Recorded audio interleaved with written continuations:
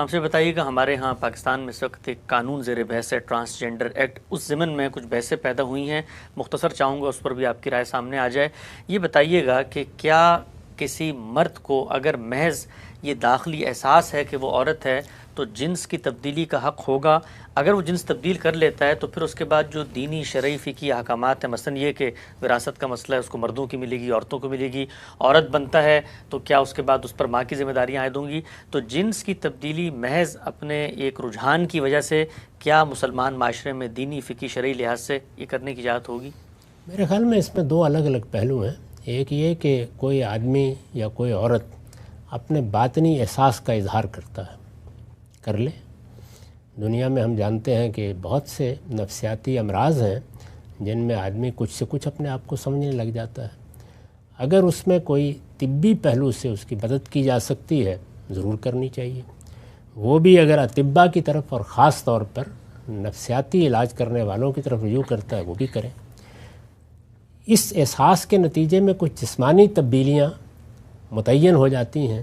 ان جسمانی تبدیلیوں میں اگر طب اس کی کوئی مدد کرنا چاہتی ہے تو اس پر بھی کوئی اعتراض نہیں، لیکن محض اپنے اس احساس کی بنیاد پر وہ اگر یہ چاہے کہ قانون اگر وہ مرد ہے تو اس کو عورت مان لے اور عورت ہے تو مرد مان لے، یہ ممکن نہیں۔ قانون کی بنیاد ہمیشہ جو آپ کا مشاہدہ ہے، جو آپ کا ظاہر ہے، اس پر رکھی جاتی ہے۔ باطنی احساس کے ساتھ اگر آپ نے قانون کو تبدیل کرنے کی صحیح کی تو پھر تو یہ سلسلہ کہیں نہیں رکے گا۔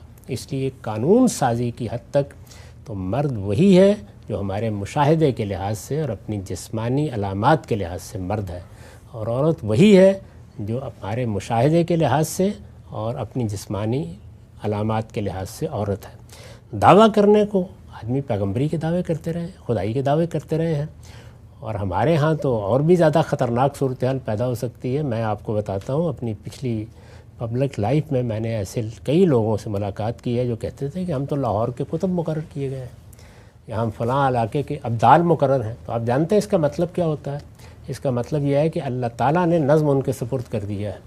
تو وہ اگر یہ کہیں کہ اس ملک کے آئین میں تو لکھا ہوا ہے کہ حاکمیت اللہ تعالیٰ کی ہے، حاکمیت کے نمائندے ہم ہیں، لہٰذا صدر مملکت کو ہمارے احکام کی پیروی کرنی چاہیے، تو ان کے اس باطنی احساس یا بیان کے بارے میں آپ قانون سازی کریں گے؟ وہ قانون سازی کی یہ بنیاد نہیں ہے۔ اس طرح کا کوئی اگر مسودہ پیش کیا گیا ہے تو بالکل غلط ہے، اس کو تبدیل ہونا چاہیے۔ دنیا میں جو علامتیں ہمارے مشاہدے میں آتی ہیں جن کی بنیاد پر یہ الگ الگ صنفیں قائم کی گئی ہیں، انہی کا اعتبار کیا جائے گا۔ اس سے ہٹ کر اگر کسی آدمی کے کوئی باطنی احساسات ہیں یا اس طرح کی چیز ہے یا عورت کے ہیں تو وہ طب کا مسئلہ ہے، اس کی طرف رجوع کرنا چاہیے۔ اور اگر اس سے ماورا کوئی شخص اپنے احساسات میں جینا چاہتا ہے تو اپنی شخصی زندگی میں جیتا رہے، لیکن جب وہ باہر آ کے اس طرح کا کوئی مطالبہ قانون سے یا معاشرے سے کرے گا تو معاشرہ اور قانون ہرگز اس کے پابند نہیں ہے، اور نہ ہونے چاہیے کہ وہ اس کے باطنی احساسات کی بنیاد پر اس کے حقوق طے کرنا شروع کر دیں۔ اچھا ہم صاحب، یہ نقطہ آپ نے واضح فرمایا، یہ تو ہو گیا مردوں اور عورتوں کے بارے میں جن کا ظاہر بالکل علامات واضح ہیں۔